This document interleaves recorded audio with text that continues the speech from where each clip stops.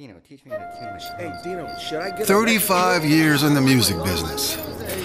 I've answered what seems to be like 10 million questions. I'll probably end up crazy one day, but not today. It is on.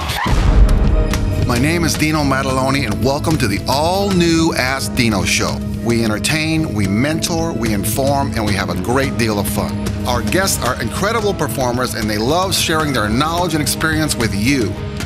So sit back, have a cup of your favorite beverage, and let's rock the joint. Hey everybody, Dino Mataloni here. You know, some people go to prison because they are guilty of a crime. Some people even go to prison that are not guilty of any crime. How would you like to go to one of the toughest prisons in the world for 3 years for not so much as even being charged with a crime? Tonight, our guest did just that. He went in to teach music and guitar. He taught it to murderers, rapists, kidnappers, and sex offenders. He did this with the belief that all humans, no matter what the circumstance, should have music in their lives to heal, to give hope, to change. BUZZY Martin is our guest tonight, and now they're making a major motion picture out of his time in San Quentin Prison, starring Eric Roberts as BUZZY Martin. Sit back and listen to this phenomenal story. Ask Dino Show, coming at you. Bada bang. Coming live from Los Angeles, California, it's the all-new Ask Dino Show.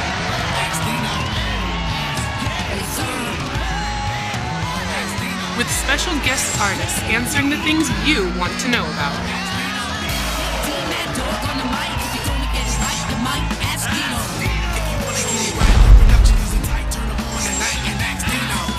Hosted by two-time record producer of the year, Dino Mataloni. Ladies and gentlemen, Dino Mataloni. Dino. He knows. We've got somebody on the show. Now, this guy, we've been talking to him forever. Me and Buzzy have been talking forever about this, and I'm really glad he finally made it on the show. Now, what Buzzy did, as we talked about in the opening video, he went and this guy, who is one of the nicest guys I've ever talked to. He's totally mellow. He's almost like a 60s, 70s hippie kind of a guy. He's a real cool guy. What he did, he went into San Quentin Prison and he taught guitar for 3 years. Now, he wasn't an inmate. He had no prison term. He went in and taught these guys. Okay, so I just want to, you know what? Let's introduce him. Buzzy, don't shoot. I'm the guitar man, Martin. Everybody. Hey, Buzzy, how you doing, man? How you doing? Greetings from Northern California, buddy. Give me a Skype fist pound, man. All right, there we go. We're doing it. We're doing it. Yeah. Hey, okay. I'm very humbled to be on your show. It's very nice to meet you finally. Yeah. Even though it's in Skype land. Welcome and thank you. Okay. So now, what I want to ask you, first I want to ask you the obvious question, okay? And the obvious question to me, why you did this, is this: were you nuts? Why would you do something like this? Yeah, you know, for me, basically, I've been working with at-risk abused kids incarcerated in juvenile halls around Northern California for a number of years. Right. And that brought me to the path of working in San Quentin. So, yeah, I was a little nuts, but yeah. I took the challenge, and I just felt like if I could maybe change some lives, I would. Yeah. Now, before you went and did this job now, I mean, San Quentin Prison is like one of the most hardcore prisons in the world, let alone the United States. Did anybody tell you what to expect, or you just like, okay, I'm going to go in there and play guitar with these inmates? Did anybody ever tell you before you went in, hey, this is what's going on? Yeah, I had to take a week orientation, go down to San Quentin for 5 days, 5 hours each day, and they would explain to me the rules or regulations of entering a whole other world. And so I was very aware of the rules and the codes of prison and what to expect to a certain extent. But I was definitely aware of what I was getting myself involved in. Now let me ask you this though, since we're talking about the rules and stuff. Give me some of the basic, some of the rules of like absolutely you cannot do. What were some of those rules? The 4 major rules that you have to abide by and sign a contract with is you cannot run in prison. If you run, the officers will shoot you first and then talk to you later. So you cannot run. Yeah, you can't run. You got to walk slowly everywhere because they don't want to be confused. They just feel if somebody's running, there's something going on, and they're going to stop it immediately. So first rule is never run. Second rule is you cannot wear denim. Denim or blue jeans is the cloth of the inmate, and so they're not going to allow you in wearing blue jeans whatsoever. So that will stop. Okay. you have to have a picture ID with you all the time because they won't let you in or out. Okay. And so that's a really big deal. And the last one is there's a no hostage regulation, to where if there's a riot, they're not going to negotiate my safety. So I'm a dead man. So they pretty much told you, if they capture you, we're not getting you out. That's exactly true. If there was a lockdown or a riot, they are not going to guarantee my safety whatsoever. I'm on my own. Okay, you know what I want to do here? Before we go any farther, I want to check out this video now. This is going to show you guys some of the real life of San Quentin in prison, okay? Check this out.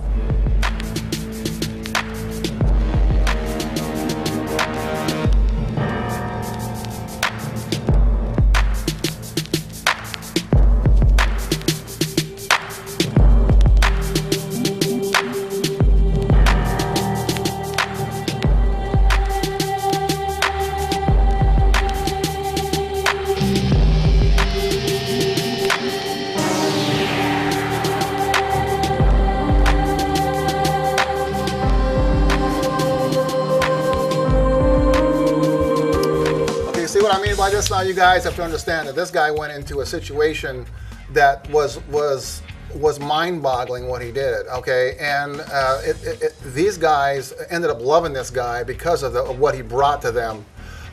He brought them basic hope, happiness, some kind of a relief of what they expect in prison. Just a day-to-day of pretty much horrific situations, correct?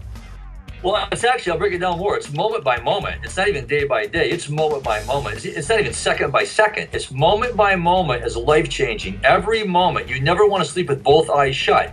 You always got to look over your shoulder. You always have to be aware of predator or prey. Intimidate, manipulate. That's what you're doing 24/7. Now, I know you saw some crazy stuff in there, okay? And I want to get some scared straight stuff going on now, because there's a lot of young, and I hate to say this, there's a lot of young stupid kids out there that think it's cool to commit crimes or it's cool to do bad things, and then they go into this thing and they don't really know what to expect. Now, Buzzy, you saw some things in there. I want you to tell our viewers here some of the stuff that you saw that nobody knows about. Well, you know, a lot of times, and you're right, it's a macho thing. So people have this code of honor or this badge of honor, to where if they join a gang or they do something bad and they go to prison, then they're going to hang with their homies, kick it, and relax, and it's not even real whatsoever. So basically what I have seen in my time working in San Quentin is I've seen men that look like women hanging out with guys that are all tattooed that look like bikers, and hugging and kissing each other as we're playing music, which would never happen in the free world. I've seen young boys being dragged off the main yard by two older cons about ready to get molested. I had to turn around and not look at it. You know, everybody just turns their head. I would work with guys that would come in that their fingers would be like yellow because it looked like eating Cheetos, and it was just smoking bad cigarettes, no teeth, and had third grade reading level and had been beaten most of their life as a kid. Wow. You know, these are the guys that I was working with. And then to turn that around, I would go back to juvenile hall the next day, and I'd be working with these kids that couldn't wait to go to prison. That was their ultimate goal. And you would be telling them, hey, you would be trying to tell them, hey, you know, this is what I saw, this is what went on in there, and you guys crazy. Right. I would try to explain to these kids exactly what I seen the night before. Some would listen to me. Some would have to find out for themselves. And other ones were kind of, just torn, because here I am, this guy that has never committed a crime and always walked a straight path in life. But I tried to explain to him that this is the real deal. And you are right. It was a level 3 when I went to San Quentin. I think it's a level 2 now. It's a reception center, but still it's a prison, and it's a whole other code of ethics. And so, yeah, I would go in there and see these things which would amaze me. In the state of California, if you want to go for a sex change and you're an inmate, we pay for that. And those guys are called sugar shorts. Oh my, sugar shorts. Sugar shorts. Well, that's what happens if you're going to be a lifer. You want to protect yourself, because what you don't understand is, you can be sold for a pack of gum. Wow. You'll do things in prison that your mind can't wrap around. Right. Right. Well, let's talk about the guitar stuff now, because sure. These guys, when you taught guitar to these guys loved you. I mean, they were like protecting you. Correct? Yeah. I mean, they were like shaman. Okay, go ahead and tell us about that. Yeah, go ahead. Yeah. So basically, I brought the gift of music. I was a freeman, or a free man, as we say it slower, but a freeman, a musical shaman that would go in and teach these guys the gift of music. And that was freedom. You could, as you know, Dino, I've seen you play drums. You're a great drummer. You're a great musician. And music soothes the soul. Right. It heals the wounds inside you. It brings you back to the childlike state of where we started playing music. When it was fun, it wasn't about money. It was about changing your soul and feeling good. And these guys that would play music, they just embraced it. And we loved each other. I loved them as much as they loved me, because they were just battered kids, obviously, and they became really angry, abused men. And so through the music, it was amazing to watch them change. Now, when you finished working there, I know in your book, I read your book, and it was like riveting. And we're going to talk about the movie that's being made. Eric Roberts is going to play you in the film. Now, in your book, there was a time towards the end when you left there. You had to leave there, and actually, the reason you left there, not that because you wanted to leave, is because one of the inmates found out some personal information about you. Correct? That's very true. That's very correct. Yes. Okay. And tell me what happened. What happened? Well, basically what happened in a nutshell is, where I live in Northern California, I have the honor and privilege of knowing a lot of famous friends. And we would put on these shows to help with me going to juvenile hall in different schools, and to be fundraisers. And so I'm pretty well known in the North Bay. Well, this guy knew of me, and one of my friends that works with me was his neighbor. And so, small world as it is, this guy had been beating his girlfriend up, snorting crank, was on parole. My friend called the police on him. He got arrested, or rearrested, was put in San Quentin, and I happened to be there when he was there. So when he walked in the room, it was like, hey, you're BUZZY Martin. And, it was like, now I'm famous in San Quentin. And so within 3 minutes, all 13 of my students in San Quentin State Prison knew where I lived, my address, my wife's name, town, city. They knew it all. And so my boss at San Quentin said I needed to take a few days off so they could figure out the safety procedures. He was beaten up 3 times, and that was it, because they couldn't guarantee my safety. So and the program stopped immediately. And you left. You just left. I just walked out that night and never returned. And the guy that did this, I've heard, I read in your book that later on the inmates beat the hell out of him. Because they beat the hell out of him three times. 3 times they beat the hell out of him 3 times. Because you left, and they loved you and what you did for them, and this guy made it so you had to leave, so they beat the hell out of this guy. Right. That was their world. That was it. When you think about it, and you have nothing to do, there's nothing to do, and so you play guitar, and I'm their only hope.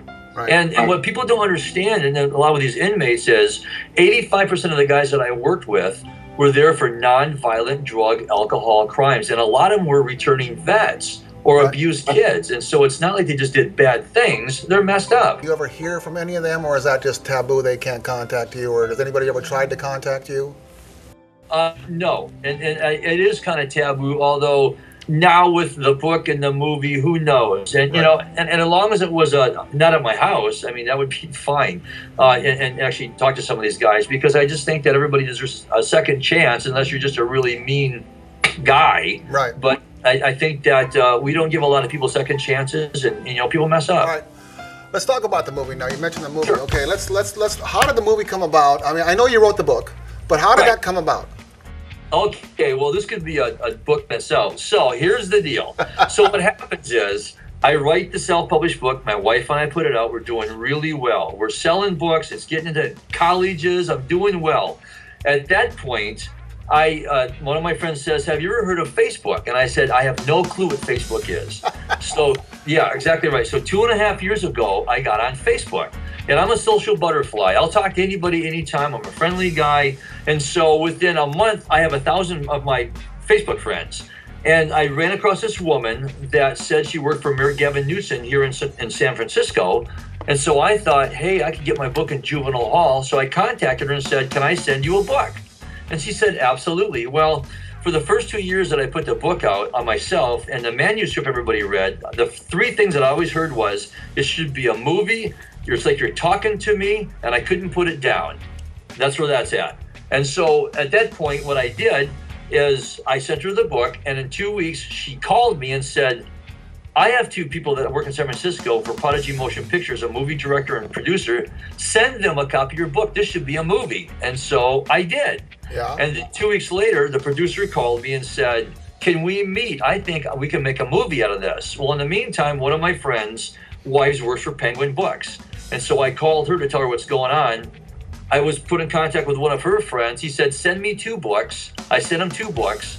I made the deal with Prodigy Motion Pictures on a Sunday. Tuesday, I sent 2 books to my buddy that worked for Penguin, and I had a contract within 48 hours. Wow. And so we signed 2 contracts with it 10 days later, and I had a book deal and a movie deal, and here we are talking. Now, how did Eric Roberts, I mean, this guy's a big-time actor. I mean, it's Julia Roberts' brother. I mean, he's a big-time actor. He is going to play you in the movie. How did that happen?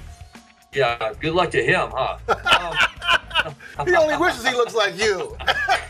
I don't look like him. That's even harder. He's gonna look at me and go, "Are you kidding?" No, you know, the whole thing for me was, you know, we sold the movie rights and the publishing rights, and so Prodigy Motion Pictures, it's their baby. So they have people that contacted him, and initially they wanted to see if he would play the role of the warden, because he's always playing these really hard guys. Right, yeah. And they had talked for a long time, and it was decided upon him that he really wanted to go a different direction and play me. And so God bless him for doing that. And so that's how that came about. So I think for him is that he's always been known as Julia Roberts' brother, and I think this may be the breakout to where he may just be known as Eric Roberts. Yeah, no, yeah, it's phenomenal. I mean, so it's a spiritual, moving thing. This whole deal of working with kids and inmates and music, and you know, just the whole potpourri is pretty wild. Well, you know, I got to tell you, I read the book. I read it, and I stayed up late when I was reading it, and I couldn't put it down. I advise anybody to buy the book. Don't shoot. I'm the Guitar Man.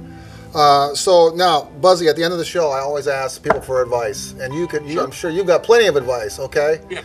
Can you, the kids out there that are watching? I mean, you can give some music advice, and you can give some advice of stuff of trying to smarten some of these kids up. Can you do that for us? Yeah, basically, what I would tell every kid listening out there, and every parent, and everybody that works with kids, is you got to give these kids 3 words: hope, you know, goals, and dreams. If you don't have those 3 words, hopes, goals, and dreams, then what are we doing? And so I would encourage everybody to at least come up with something, one thing that really gets their mojo going. For me, it was music.